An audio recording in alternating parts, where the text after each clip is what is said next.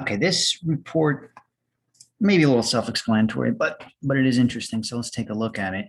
It's called the Inventory Aging Report, and it allows the user to do an analysis, kind of big picture analysis on the inventory as a whole. So it breaks down one worksheet per warehouse that you have inventory in.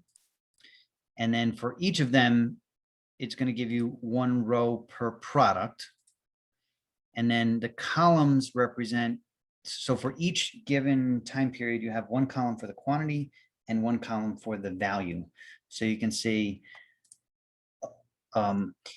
inventory that's been in the warehouse for 7 days, between 7 days and 30 days would appear in these two columns, and you'd have the quantity and the value, but there is none. So let's move on to 30 days.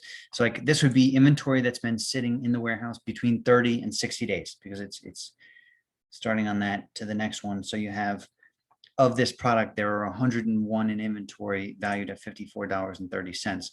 So you kind of get these, and they go all the way out 60 days, 90 days, 180 days and beyond, out to a year and beyond.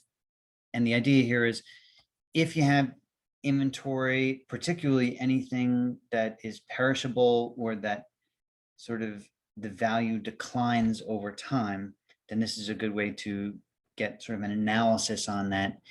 And if you wanted to then go out and say, offer discounts on older inventory or expiring inventory or something, this gives you visibility on that inventory.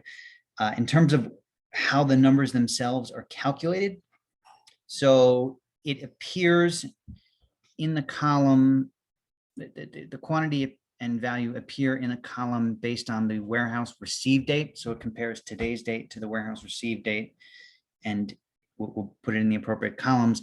And the value is based on the sum of all inventoriable costs for each one of the ventures in inventory. So it actually does break down each venture's value individually, does not take an average of the value of everything for that product. It looks at the value of each of the ventures within that specific aging bucket.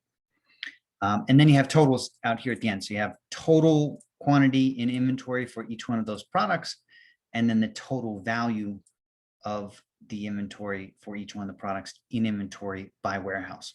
So really kind of a useful report. Actually, now I think about it, not just for the aging purposes of it, but also for the totaling purposes. It does give you kind of a nice summary in quantity and dollars of what you have in inventory, and also broken out by warehouse.